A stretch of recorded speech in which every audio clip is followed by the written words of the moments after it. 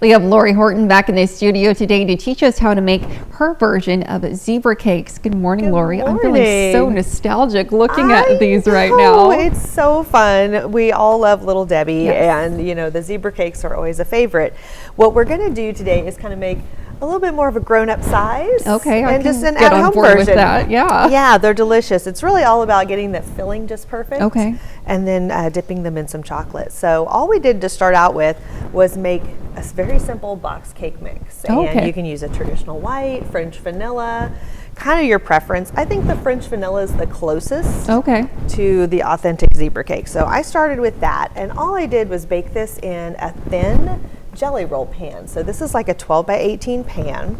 You want to spray the bottom with our baking spray that we use a lot. Very handy, kind of keeps it a little bit less messy. And then line the bottom of the pan with parchment paper. And what that does is make it really easy to get those small pieces off the bottom. So you want to spray and line it as well? Spray it and line it. So it just makes it super easy. And then what I baked this for was about 15 minutes because you'll see it's super thin. Okay, so this is very skinny. That's not that much time at all. It's super easy. No, it was just about perfect too. You get a light golden edge and just that thin layer. Then if you want to really go authentic, zebra cakes are always a hexagonal shape. So I've got a cookie cutter. Classic shape, Classic.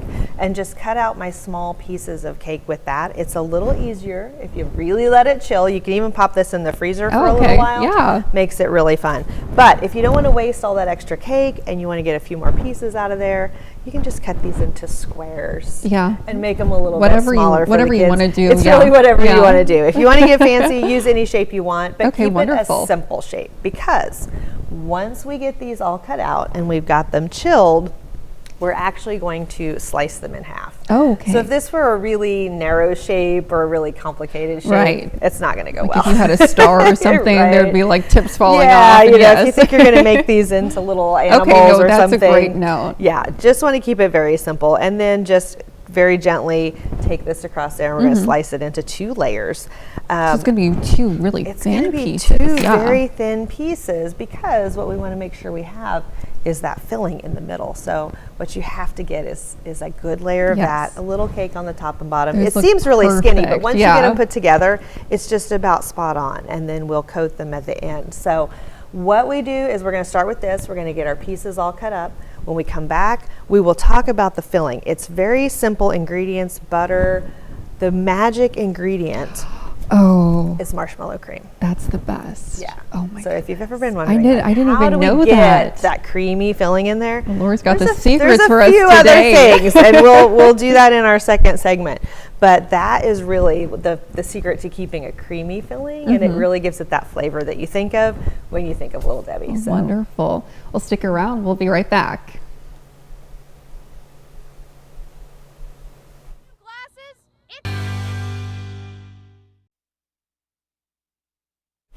Lori Horton has been showing us her recipe for her version of zebra cakes. Now we've baked our vanilla cake, we've cut our shapes, and now tell me what the next steps are. All right, so next steps, we didn't do anything different to the cake. I just want to reiterate, just follow those directions on the box, whatever flavor you like.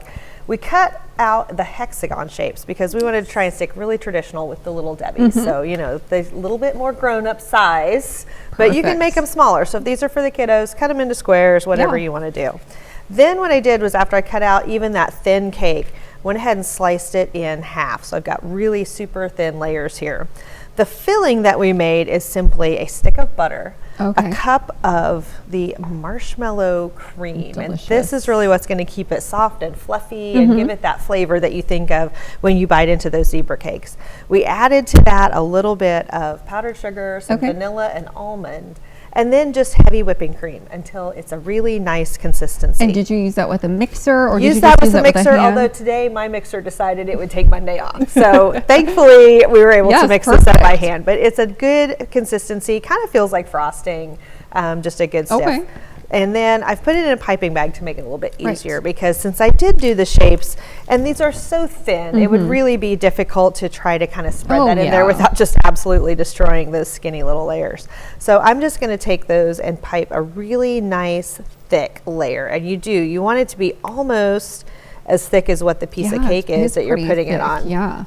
because it's a good even, you gotta have that distribution, you know, of filling to cake, right? And then we're just gonna put another layer on top of there and then coat that really nice and even. So you've got it all the way out to the edges. You don't want a lot of gap space. So if you have any that didn't quite get to the edge, I'm gonna put a little bit more over here. So you want it to like go to the edge? Yeah. Is that easier when you coat? It's easier when you coat, and it's gonna give you a little bit smoother edge instead of it, you know, having that little heavy piece of chocolate in there. Now, ideally, we would take this and let these freeze for about 30 minutes in between, because it's just going to make it a little bit easier for dipping.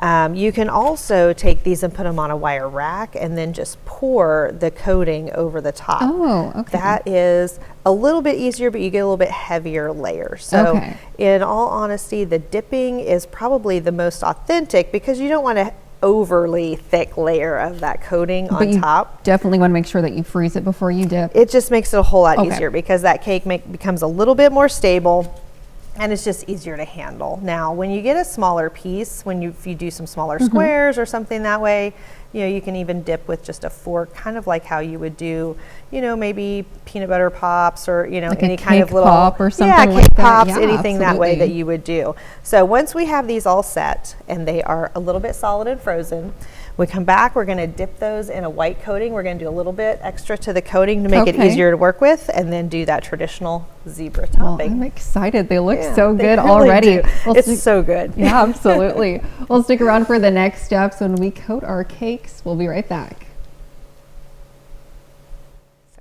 Simply more convenient. All right, Lori, well, we left off by icing our cakes and sandwiching them together. Now tell me, what is the next step? Okay, so the last thing we have to do, obviously, is to get that coating on top. And all we started with was some white chocolate candy melts. Oh, okay, yes. These are pretty easily, readily available. But once they're melted, we're gonna add a little bit of vegetable oil to them. You can also use just white vegetable shortening. You just need some oil in it to kind of thin that, just a little bit. And I've already got a little in there. That's just the last of it. So it's about a tablespoon or so per pound.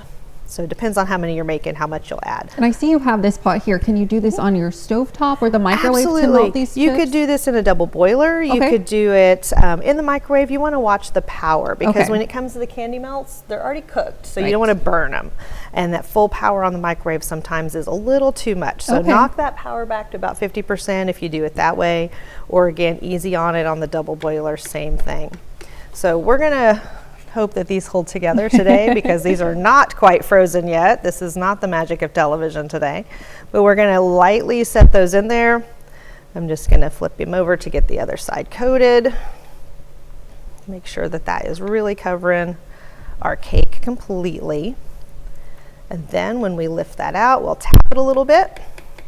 And this will actually get all that extra off, but it'll smooth it out a little bit too. And then we'll set this over onto our cookie sheet to set up. But believe it or not, we actually want to do the final touch while it is still nice and soft. And that is to add the zebra stripes. Can't have a zebra cake without our zebra stripes. So we'll see if my chocolate will cooperate. Oh, there he comes. It's a little chilly in the studio today too. So this kind of helps to put it in a little either a Ziploc bag or in a bottle, anything that way. We're working. And then this is just melted chocolate. This is just melted chocolate. This could be chocolate chips. This could be chocolate candy melts. Whatever you like on there that you want to add. But just get a few of those little stripes on there. And that's kind of your final touch. Now this will take a few minutes to set up. If the cake is frozen, it will set up very quickly. So it's super fast. I'd say break a piece off of there. That filling in there is so good.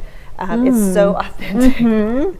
Some of my pieces there, I got a little bit thick on the chocolate, but I like a little bit heavier piece. But the nice part is you can crack it right off of there. It's so simple, and it's just great for the kids. You can customize it on the flavors.